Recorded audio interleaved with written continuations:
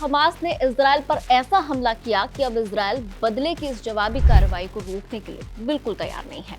Hamas के surprise attack के बाद से गाजा पट्टी पर इजरायली सेना बमबारी कर रही है।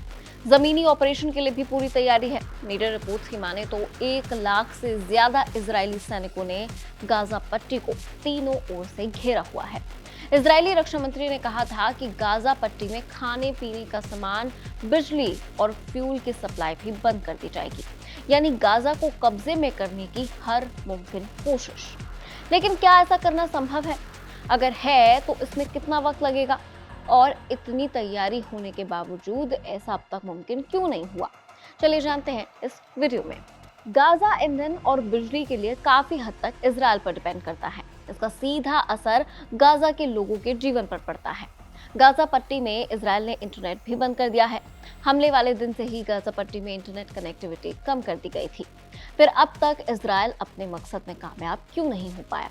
ये जानने के लिए पहले गाजा का थोड़ा सा भूगोल समझ लेते हैं। गाजा पट्टी भूमध्य सागर पर है। ये 41 किलोमीटर लंबी और 10 किलोमीटर चौड़ी है। ये फिलिस्तीन के 2 इलाकों में से एक है। दूसरा इलाका वेस्ट बैंक है। गाजा 2 तरफ से इजराइल से घिरा हुआ है। इसके पश्चिमी समंदर में इजराइल और दक्षिणी में मिस्र है। जुलाई 2010 में तब के ब्रिटिश प्रधानमंत्री डेविड कैमरून ने गाजा पट्टी को दुनिया की सबसे बड़ी खुली जेल कहा था। गाजा पट्टी में आबादी 23 लाख की है। हर वर्ग किलोमीटर में 5000 से ज्यादा लोग रहते हैं। वहीं इजराइल की बात करें तो वहां प्रति वर्ग किलोमीटर में लगभग 400 ही लोग रहते हैं। गाजा में फिलिस्तीनी शरणार्थी रहते हैं, जिनमें ज्यादातर मुस्लिम हैं और कुछ ईसाई हैं। 65% आबादी युवा है, लेकिन उनमें से सबसे ज्यादा बेरोजगार हैं। गाजा पट्टी में बेरोजगारी दर 40% है, जो दुनिया में सबसे ज्यादा है। 1967 के 6 दिनों तक युद्ध के बाद इजराइल ने गाजा पट्टी पर कब्जा किया। हालांकि साल 2005 में इसने अपना नियंत्रण हटा लिया। साल 2006 में हमास ने फिलिस्तीन के फतह पार्टी के खिलाफ चुनाव जीता। 2007 में हमास ने पूरी तरह से गाजा पर कब्जा कर लिया। फतह पार्टी अब वेस्ट बैंक में सरकार चलाती है, लेकिन इजरायली सेना ही वहां नियंत्रण रखती है।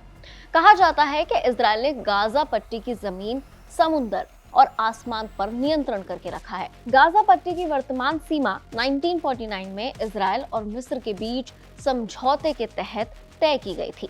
1967 तक गाजा पट्टी का नियंत्रण मिस्र के पास था, लेकिन हमास के आने के बाद यहाँ खूनी संघर्ष बढ़ता चला गया। इजरायली सेना ने हमास के हमले का जवाब देने के लिए 2005 के बाद से अब तक काम किया और कम से कम 6 हमले किए, जिसमें से 2014 का हमला सबसे भयंकर था। लेकिन हर तरफ सिर्फ दबदबा नहीं बनाना था। उत्तरी गाजा पर कब्जा करना चाहता है इजराइल उत्तरी गाजा पर कब्जा इसलिए करना चाहता है क्योंकि इसी शहर में हमास का सेंटर है। संयुक्त राष्ट्र के शरणार्थी शिविर भी यहीं पर हैं।